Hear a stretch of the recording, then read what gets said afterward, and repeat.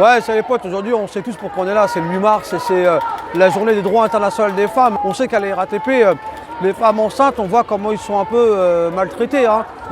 Garder son enfant, c'est un gros problème. On sait qu'aujourd'hui la femme, si elle demande une convenance personnelle, on sait qu'on lui dit en off, elle n'a plus le droit de se mettre en maladie. Si elle est en maladie, on lui retirera sa convenance personnelle. C'est-à-dire convenance personnelle veut dire on ne l'arrange plus sur ses horaires pour aller garder ses enfants. Et tout ça, c'est inadmissible à la RATP. Aujourd'hui, on embauche des femmes et on dit qu'elle est enceinte, ça devient le boulet de la RATP. Il y a eu cette année un cas très grave, Madame Dilia. On voit bien qu'elle dit qu'elle est enceinte et 10 jours après, on l'accuse d'avoir écrasé un cycliste et bizarrement, on essaie de la virer et après, on la rappelle pour l'embaucher.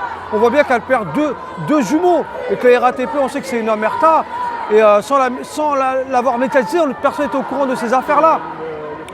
On sait que les problèmes sexistes, le harcèlement, les RATP, il existe vraiment, mais les RATP veut camoufler beaucoup d'affaires et faire en sorte que tout le monde ferme sa gueule. Et aujourd'hui, on est là pour combattre ça. Le harcèlement moral, le harcèlement sexuel, le sexiste, tout ça, il faut dire stop à tout ça. Les RATP nous fait croire que c'est tolérance zéro à la RATP sur les propos sexistes et le harcèlement sexuel.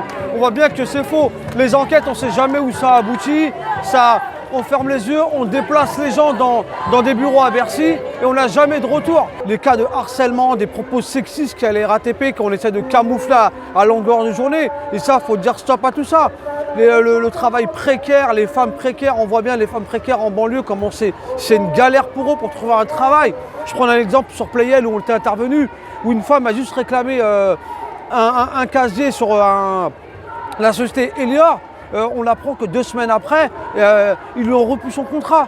Tout ça parce qu'elle a demandé un vestiaire pour pouvoir se doucher, parce qu'on l'a trouvé, elle mettait ses baskets dehors pour aller faire le ménage. C'est pour ça qu'il faut dire stop à tout ça, il faut venir se battre au plus près des femmes et dire stop au harcèlement sexuel, stop aux propos sexistes et stop au harcèlement dans l'entreprise à la RATP où ils veulent souvent camoufler les dossiers.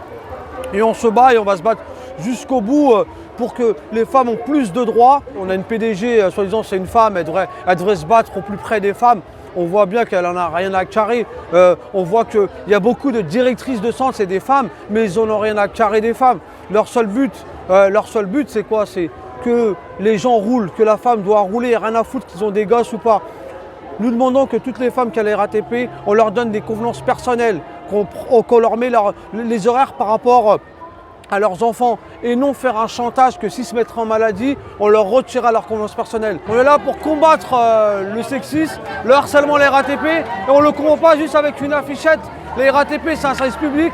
À part nous mettre des petites affichettes pour nous expliquer c'est quoi le sexisme, on n'en a rien à carrer de tout ça. Il y a un combat, c'est le combat de tous et le combat de tous, c'est les hommes et les femmes ensemble pour dire stop à cette maltraitance qui se passe à la RATP.